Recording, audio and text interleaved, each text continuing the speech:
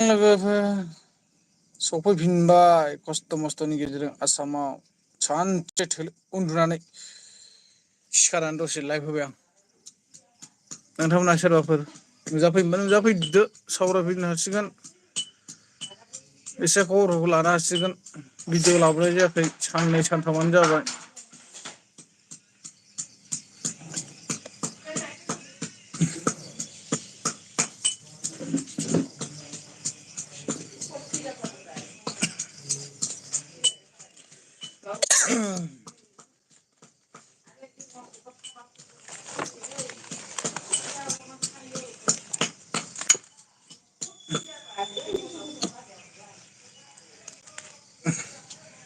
Good इभिनिं एभरिवान, good इभिनिं। माबोरै दं नोंथांमोना? कमेन्टनि गेजेराव फोरमायना दोन। ओइ सलें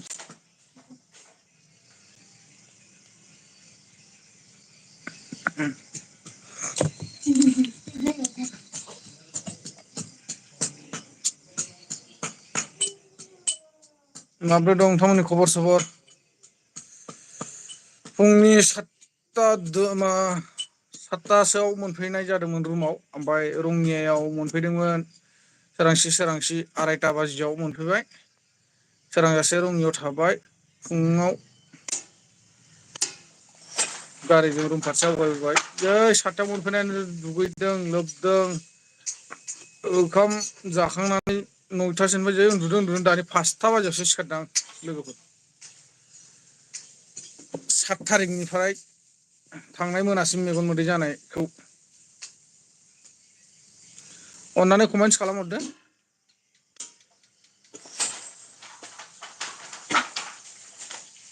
कमेन्ट खालामनायनि गेजेरजों नोंथांमोना अन्नायनि गेजेरजों मोनफा लाइक खालामलांदो।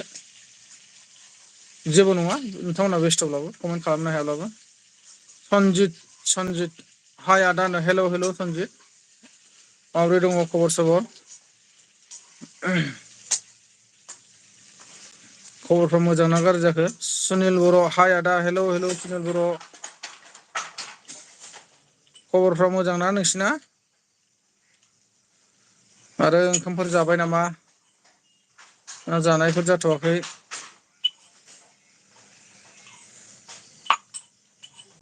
आं सिखारनानै 5था बाजियाव सिखारनानैसो एसे मोखां सोखां सुफिननानै ग्रोबनो बाजाराव मैगं थाइगं खरसा खालामनानै दासो लाइभ होदों।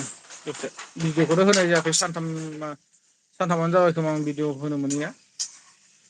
माने ट्रेनाव ओरैबायदि डिस्टार्ब जायो टावारा, नेटआ, आरो कन्टेन्ट लाबोनोथ' हाखाया। ट्रेननि आवासानो गोमखावजोबो। रिजार्भेसनसो नालाय खोरखि खुला थाजोबो। सुनिल बर' बहा दं आदा? खबरा बरिया होनना। आदसा दे आं रुमाव दङ फंबाय, रुमाव दङ आङो।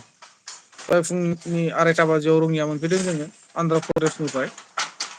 दा अन्ध्र प्रदेशनिफ्राय 2:30 बाजियाव मोनफैनानै रङियायाव जोङो 5था बाजिसिम सोरांजासिम थालायलायबाय जयैनो।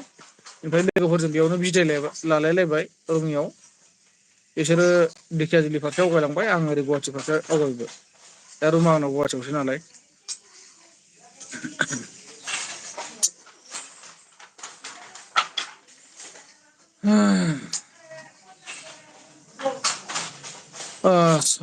सानसु बर', मा गामिलै आदा नोंसोरना? आंनि गामिया सनितपुरावसो बाबु, सनितपुर जिल्ला धेकियाजुलि एरियायाव। आरो फिसायै एरियाबाथ' हुग्राजुलिसोबाव आंनि एरियाया। दा आं थायो गुवाहाटियाव आरोना। गुवाहाटियाव थानाय जायो आङो।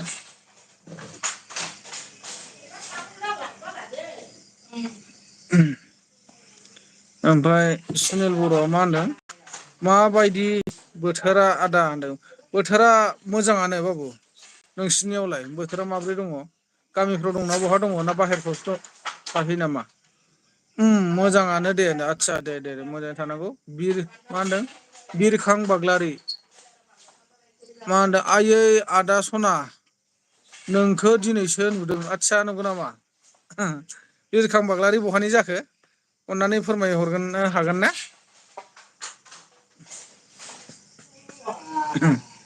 आरो ओंखामफोर जाखांबायना जाखाङाखै नोंसोरो?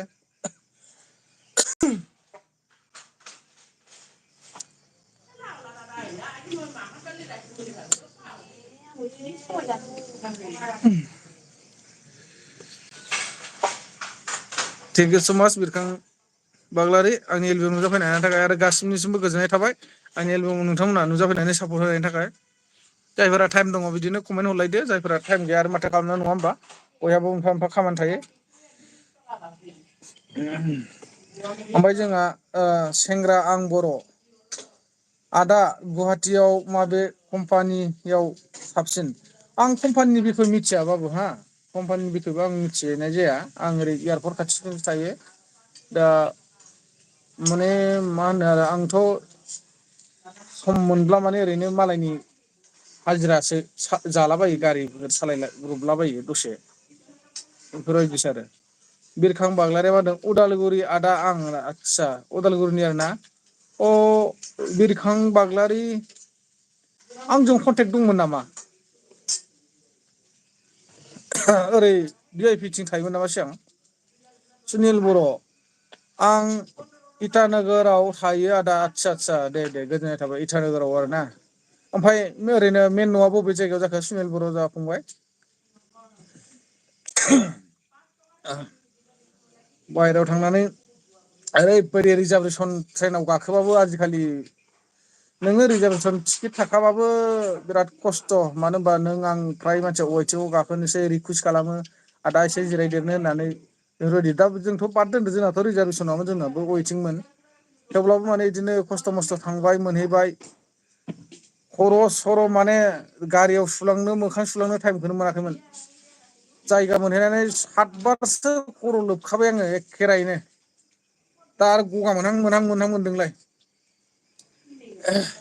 रन्जित दैमारि आदानि नाम्बारखौ हरदो आदा आदसा आंनि नाम्बारखौथ' बिदि लाइभआव होनो एसे उसुबिदा जायो फंबाय नोङो नांगौब्ला माबाफोर गोनांफोर खोथा दंब्ला आंनि मेन चेनेलनि डिसक्रिपसनाव हाब आरो बै साइड दंखायोना दिनैनि निउस आपडेट मिथिनो गोनां बेफोरबायदि आं माखासे साइडजों ओरै लिरनानै होनाय दंना नैयाव कन्टेक्ट नाम्बार लिरनाय दंखायो आगदाजों गाहायाव खनायाव नाय नैयाव दंजोबो आंनि नाम्बारा दै बेयाव नायनानै नोंसोरो लानो हागोन माबाफोर मोजां गाज्रि खोथाफोर सावरायनो गोनां दंबा माबाफोर खौरांफोर मिथिनो गोनां दंबा थ' बि बसुमतारी हाइ सार होनना बुंदों हेलौ हेलौ लाइक दान थेंक इउ स' माच बि बसुमतारी माब्रै दङ खबर सबर सुनिल बर' मा होनदों आं उदालगुरि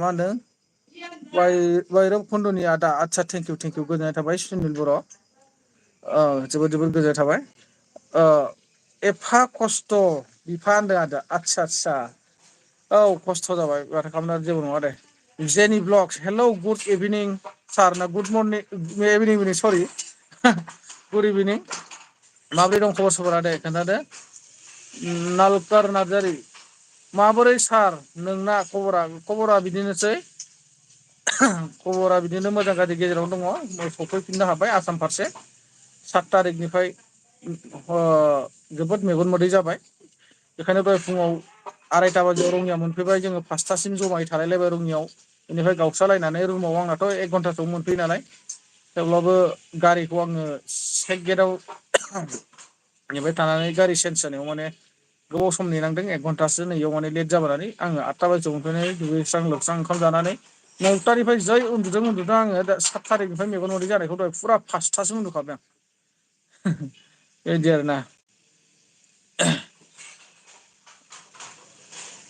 ओमफ्राय नोंनालाय माबोरै दं नालकार खबरा नालकार नार्जारि आं दङ बिफा आदसा दे रन्जित दैमारि मालाबा एयारपर्टनिफ्राय धेकियाजुलियाव फैनांगौ आदा आदसा धेकियाजुलि थांग्रा एयारपर्ट मोनबाथ' थांजागौमोन फंबाय ओरै गहपुरावसो थांजागोन गहपुराव थांनो हागोन दं आंना मोजां आदसा दे जेनि ब्लगस जोबोर मोजां बयबो मोजाङैनो थानांगौ बेफोरबायदिनो आरो मोजां गाज्रि सेयार खालामलायनांगौ दुखु दाहा फोरमायलायनांगौ मानसिजों नङा होमबा हेल्प खालामलायनायाथ' गोजाननि बाथ्रा हानायखिनिखौ माबाफोर राहा गोथे जानायफोरखौ दिन्थिना होनो हायो बेखायनो जों गावनि प्रब्लेमखौ सोरनोबा किसुमाननो फोरमायनाया मोजां नङा होमब्ला बे गासैखौबो जोङो सल्भ खालामनो हायो बेबो नङा हानायखिनिखौ माने नाजालायनाया मोजां आरो जों गावजों गाव बर' हिसाबै दा जेरै जोङो 7 थारिखनिफ्राय सासे मानसिखौ जोङो एथ' सहाय खालामनाय साननानै थांबाय जोङो गोदाव सोराव जानानै दं होननायखाय लायनो लानानैबो फैबाय नाथाय लामा ससेनिफ्राय ट्रेन गारिनिफ्रायनो बारजुमना खारफिनोबा जों मा खालामबावगोन जेबो उफाय गैया। थेवबाबो जोङो जि स्टेसनाव बारना खारदों बे स्टेसनाव थांफिननानै आर पि एफ लानानै नागिरबाय आर पि एफ अफिसाव कमप्लेन होबाय रेलाय मदद सेन्ट्रेल माबायावहाय मदद सेन्टाराव फन खालामबाय लगे लगे फटकखौ रानना हरजोब्बाय बिथांमोना डकुमेन्टस रानना हरजोब्बाय दा नागिरसेयावबो जुदि मोनासैला माथो खालामनो दा मोजांनि बाथ्रा मोजां खौरां फैफिनबाय जोंनाव खौराङानो जाहैबाय बिथांहा बुङोब्ला माने न'खरा मोननाय बायदि दा नैबे आसामाव थानाय न'खर मोनसेयाव बेयाव फैनो नागिरा बाहेरायाव दङ तामिलनाडुआव मोनसे न'खर जानानै दङ बे न'खराव माने मानसिया दहाय फुङाव मोनहैफिनबाय दा मोजां बाथ्रा दे जेबो नंला मानसिया जेबो जादिया मोजाङै मोजां सहैफिनबाय गोजोननाय थाबाय बिनिसिमबो जाय हक माथो होनबावनो आरो दं आंना मोजां आदसा थेंकिउ जेनि ब्लग सेंग्रा आं बर' मा होनदों आदा अबेनि जाखो आं सनितपुर जिल्लानि फंबायसो जागोन ना नानिसो जागोन आं सनितपुर जिल्ला धिकियाजुलि एरियानि दै ओमफ्राय नोंहा बहानि जाखोमोन जेनि ब्लक्सआ मा होनदों मा ओंख्रि जाखो नों बुंलायनो आदसा ओंख्रिखौ जानाय जाथ'वाखै जोंहा संगासिनोसो दङ मा होनो टमेट' आलु ब्रयलार माबागासिनो दङ ग्रेभि टाइप ओमफ्राय ओरै मा होनो डाथा ना मा होनो दाङा मैगं बेखौ हारसाफ्रा डाटा होनो नालाय नैखौ फाजा एवनो नागिरदों थारमाने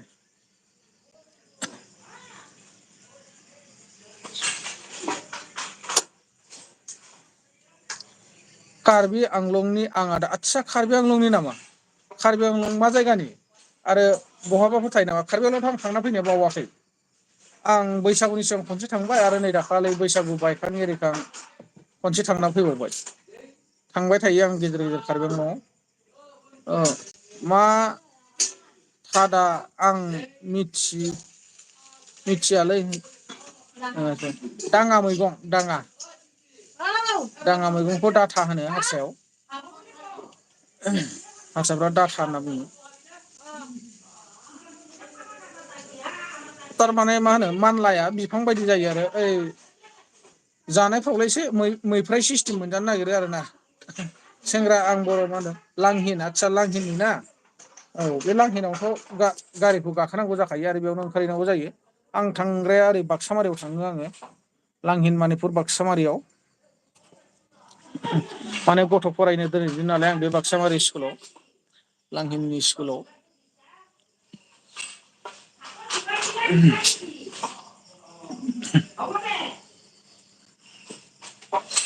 दा नोंसोरो गासिबो मोनानि जानाय आदारखौ जाखांजोब्बाय ना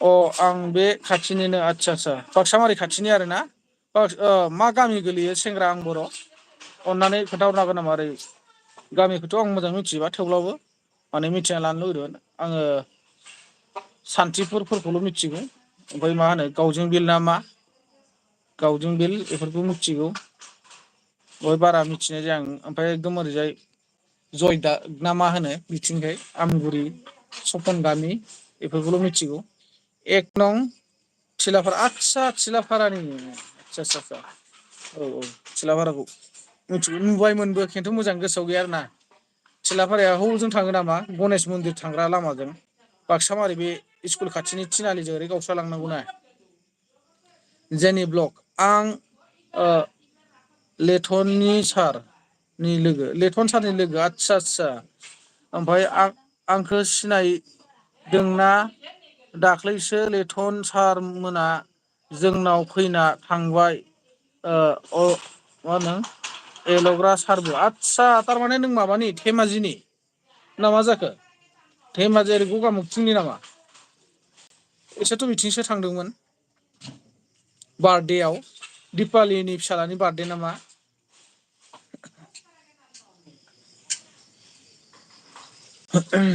गोजोननाय थाबाय थेवब्लाबो नोंथांमोना गोबां गोजान जायगानिफ्राय आंनि लाइफआव सापर्ट होफैदों बिनि थाखाय रोजा रोजा साबायखर मोनसे रिकुइस्ट खालामो नोंथांमोना सोरबाफोर चेनेलाव गोदानै फैदोंब्ला अननानै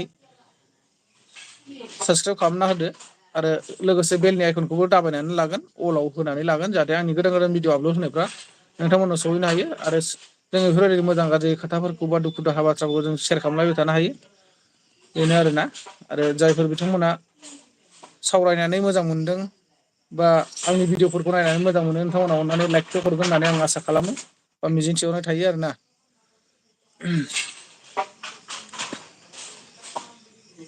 दा नोंथांमोना गासिबो अब्ला मोनानि जानाय खायद'खौ जाखांजोब्बायना ना फ्राय गासिबो जाजोबनाय जाथ'वाखै? ओंब्रा आंनि फिसालानि हेपि बार्थडे यावनो आं सिमेन्ट सापरिनि आदसा थेंकिउ थेंकिउ जोबोर जर खालामदोंमोन लेथन ब्र'आबो आंखौ माने बिसिम नोंनि न'खरसिम थांनो थाखाय नाथाय उफाय गैया आङो माने एसे बेस्थ'मोन बेस्थ'नि थाखाय आं थांनो हादिया आं फिसाजोखौ ओरै कार्बि आंलं लांनांगौ जादोंमोन नैबेयाव माने स्कुलाबो खुलिबायमोन नालाय नैयाव माने स्कुल खुलिनायखाय क्लासखौथ' बारा गोबाव खहा खालामनो हाया नालाय ओरैनो गैयाबाबो 15 देससो माने लस जाखाबाय फिसाजोनि क्लासआ बेखायनो माने आं दोनहैबाय आरो आं जास्ट बे समाव हजोंसो दंखायोमोन बेखायनो आं ओंखारफानो हादिया आरोना दा नोंथांनि न'खरसिम आं नुजाहैनो हादिया दुखु दामोन सानसे मोजाङै मोजां थालाय लायोब्ला लोगो मोनलायगोन नुलायलायगोन।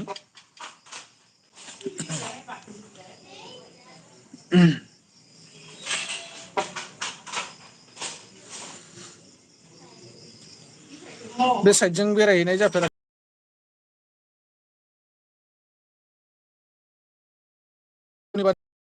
सिम थानाय गुवाहाटि टु डाइरेक्ट सिल'नि बारि बिसिम थानाय समाव एसे गिदिंहैनो मोन्दोंमोन अफिसाव मालाबा मालाबा थांनांगौ जायोमोन ना लखिमपुर आरो ओरै मुरखुं सेलेक नैफोराव माने ओरैनो स्टेसनखौ नुलांनायानो आरो सिमोन साफरि ना मायाव मोनथाय जोंहा बिदानि फिसाजो मोनहैनाय दङ मा गामि मोनथाय मोजाङै मिथिलाय लाङा आंबो आंनिनो असे बिदा बियादै फिसाजो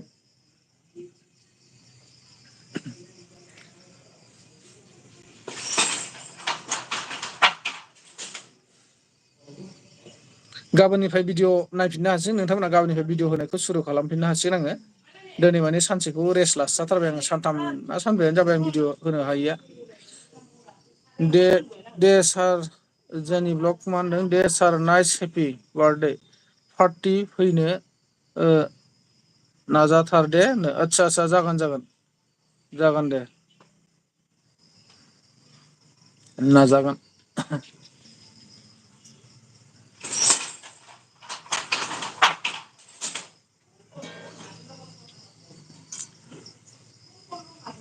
बाद बाखि नोंथांमोना बेस्थ' जाजोब्बाय नामा नोंथांमोना कमेन्ट होनो हाथ'लाबाबो जेबो नङा दे थेवब्लाबो गोजोननाय थाबाय साफ्रोमबोनिसिम जे बे हरनि समावब्लाबो खस्थ' खालामनानै आंनि लाइफआव नुजाफैनो हादों गाव गावनि रेस्ट लानांगौ बेसेन गोसा टाइमखौ दोन्थ'नानैब्लाबो आंजों दसे दसे सावरायफैनायनि थाखाय जोबोर जोबोर साबायखर आंनि गोसो गोरबोनिफ्राय बोथोराबो माथो बावनो आरो गरम नालाय बेखायनो गेन्जि गाननानैसो होनाय जाबाय आं लाइफखौ दुखु दामोन आरोना नोंथांमोन एसे उसुबिदा नुयो नुनायावथ' थेवब्लाबो माने गरम जाबायना बोथोरा पेनाबो सोलिला आंना गाज्रि जानानै दङ गोदानसो लाबोनांसिगोन बानायखांबायबो दा बेखौ आरो बानायबावनानै लाब गैला सारनि न'आ मा गामिनि आदसा आं हग्राजुलिनि धेकियाजुलि एरिया सनितपुर जिल्ला गोलैबाय जोंनिया उग्राजुलि होनना बुङो मासबाद बि टि सि एबा बि टि आर जों सिमासे जाखायो खाथि खाथिनो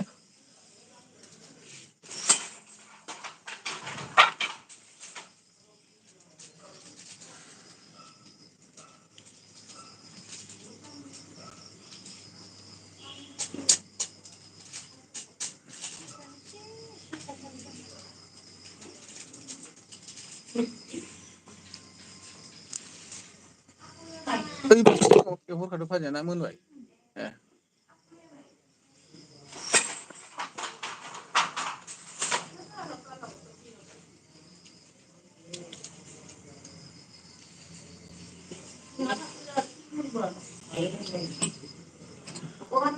फिसालायाबो गैया आंहा फांसनावसो दंहैनो अबेबा फांसन जादों बेयावसो खारखोमालांबाय लेखाखौनो नायदिया बे खाथियावनो जादों दा दसे थानानै एसे नागिरहैनांसिगोन र' लोगो दिगिफोरजों फांसनावसो दंहैयो।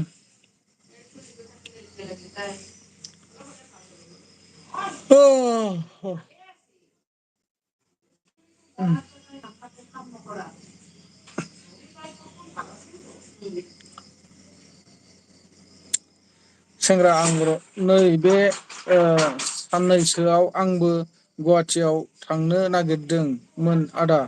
आंबो गारि सालायगौमोनलै आदा, नाथाय लार्नार लाइसेन्स दं आंनाव। आदसा अरिजिनेल लाइसेन्सा मोनफैथ'वाखै नामा? लार्नारा बर्थमान अफिसियेलि बुहुद आप डाउन जागासिनो दङ। एसे लार्नारफोरखौ चेक खालामना लाफिन। आपडेट फेलबो जागासिनो दङ, माने अफिसियेल साबमिट जायाखै। एसे जि जायगायाव खालामदोंमोन ना बेफोराव थांनानै एसे चेक खालामना लाहैफिन। माने फेल जागासिनो दङ, नायना लाफिनबानो जाबाय। गोबाव जाबायबा बर'नानै लानायफ्रा लाइसेन्स मोनफैथ'वाखैबा। आदाया बाक्सामारियाव सोरनाव फैयो नोंलायनो? सरखारि गावबुरा दंना फंबाय? बे बाक्सामारियाव सरखारि गावबुरा गैया दालाय?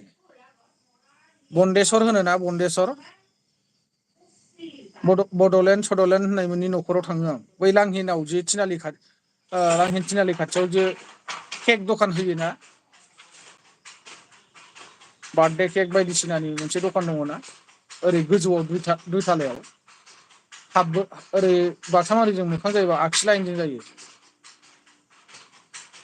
नै बिसिनाव थाङो। सरखारि गावबुरानावनो थाहैनाय जायो आं फ्रायानो। माने बे गावबुराजों आंजों, आंनि बिमाजों, गावबुरानि बिमाजों आंनि बिमाजों बिब' बिनानावमोन नालाय, जों बिदा फंबाय जाबाय। थारमाने बे आयंनि फिसाला।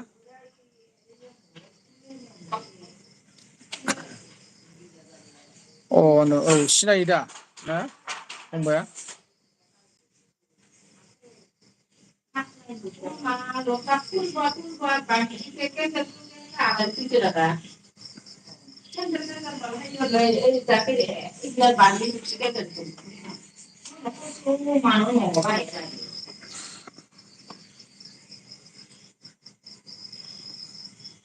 अब्ला नोंथांमोन गोबावबो जाबाय, 22 मिनिट थांबाय नै टाइमा। आं दोननोसै नामा? लाइभखौ लाखिथ'नोसै नामा? दुखु दा मोनसे सम लानानै बिदिनो गेजेर गेजेर लोगो मोनलायबाय थागोन लाइभआव। आं फेस लाइभआवनो फैखायो। नोंथांमोना सावरायलायनो हागोन सम सम। नटिफिकेसन हाबैब्ला दसे सम हाबफैबानो। औ सिनायो आदा। आंखौबो सिनायो बिसोरो। आदसा आदसा दे दे मोजां मोजां। थांगोन माब्लाबा थांबा लोगो हमलायनो हागोन। मालाबाफोर गोनां जायोबा, थांनांगौ जायोब्ला खबर मोनो बिदिनो। आं बिथिं थांब्ला लाइभबो होलाङो आरो भिडिअबो बानायहैनाय जाखायो।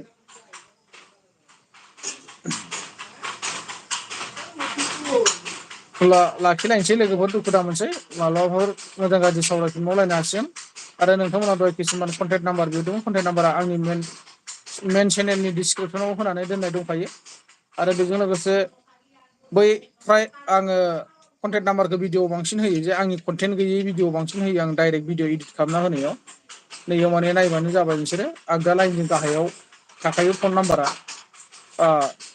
गोलावै लिरनाय दङ, अननानै लाइक शेयार कमेन्ट आरो साबसक्राइब खालाम होननाय दंखायो। नैबेनि ओरैजाय आगदाजोंनो दं थाखायो आंनि नाम्बारा। बेयाव नोंसोरो नोंथांमोनहा माबाफोर गोनांथि जायोब्ला नैबेनि गेजेरजों कन्टेक्ट खालामनानै, आरो अननानै आं रिकुइस्ट खालामहरो, मानिबाफोर माबाफोर फोसावथावना भिडिअ दङब्ला नोंथांमोना बे वाट्सएप नाम्बारावनो आंखौ कन्टेक्ट खालामनायनि गेजेरजों बा वाट्सएपनि गेजेरजों खावलायहरनो हागोन। भिडिअखौ आपलड होथावो होथावा आंनो हरग्रोनानै आं नायनायनि उनाव डिसिसनखौ लागोन।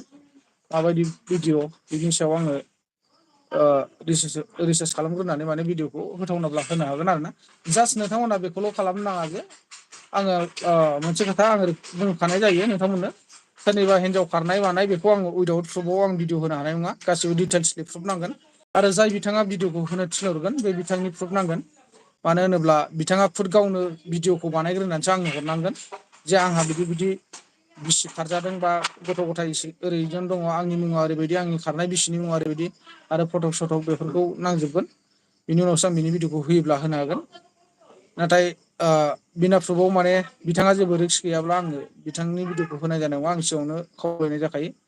नाथाय बिनि बिखय बहाबाफोर एरियानि ओनसोलनि थाखाय सोरबाफोर भिडिअ बानायनानै हरोब्ला, सोरबा सरखारफोरनिफ्राय अनसुंथाइ मोननाय मोनै एरियायाव माबायदि सोलिगासिनो दङ नैफोरनि सोमोन्दै माने भिडिअफोर हरोब्ला आं बेखौ गोख्रैनो माने एक्सेप्ट खालामनाय जागोन आरो बिथांनि भिडिअखौ आङो लगे लगे 1-1.5 घन्टानि उनाव आपल'ड खालामनाय जागोन आरोना। बेखिनिमोन लोगोफोर, आं नोंथांमोनखौ रिकुवेस्ट खालामखाबाय, फोसावखाबाय, जाहाथे दुखु दामोन जे उनाव नोंथांमोना उमुखाया बिदि बिदि भिडिअखौ होआनो मायानो होननानै आं फोरमायखानाय जायो। मानो होनबा हिनजाव खारनाय आरो लानानै खारनाया गोबां रिक्सनि खोथा थायो। दा जेरै मोनसे खोथायाव हमनानै ला, आंनि हिन्जावा गोमानाय लोगो लोगो आङो नोंखौ होननानै डाइरेक्ट थांखिनानै भिडिअखौ बानायनानै होयोब्ला माने बै नोंथ' आंनि हिनजावखौ लानानै थाङाखै, अब्ला नोंहा नाम होजानाय लोगो लोगो फट' होजानाय लोगो लोगो गोसोआव दुखु मोनो आरो नोंथाङा केस होयोब्ला आंनि चेनेलजों लोगोसे आं फासिनो गोनां जायो आरोखि। बेखायनो माने हिनजाव खारनाय होनोब्ला बुहुत रिक्स दङ। आरो आं साफ्रोमबो इउटुबार्सखौनो खावलायहरखानाय जायो जे सोरबाफोर नोंथांमोना चेनेल दङब्ला सोरनिबा हिनजाव खारनायखौ हथार करि दाहो उइदाउट प्रुफआव, गासिबो प्रुफखौ लाखाजोब डिटेल्सनि, बिनि उनावसो नोंथांमोना भिडिअखौ होनो हागोन आरो ना। आरो बै नांगौ जायोब्ला गोमानानै दङ, बहा थांदों बहा थाङाखै सोरबाफोर नुयोब्ला खबर हर नैखौ बुंनानै नोंसोर फोरमायनानै भिडिअखौ आगारनो हागोन। नाथाय उमुखाया लाना खारथारदों, उमुखायानो लांदों होननानै नोंसोरो डाइरेक्टलि थांखिनानै होद्रायनो नाङा। नङाब्ला थांखिनानै होनाय लोगो लोगो मा जागोन, बिथाङा जुदि लानानै खाराखैब्ला नोंथांनि सायाव केस होयोब्ला केसा नोंथांनि सायावसो फैगोन। मानोना नोंथांनि चेनेलखौ लानानैसो बियो केसखौ होखागोन, लाङै मानसिया लांदों होननानै बुंजायोब्ला आरो ना, भाइरेल खालामजायोब्ला। बेखायनो एसे हुसियार माने बे मोनसे केसाव।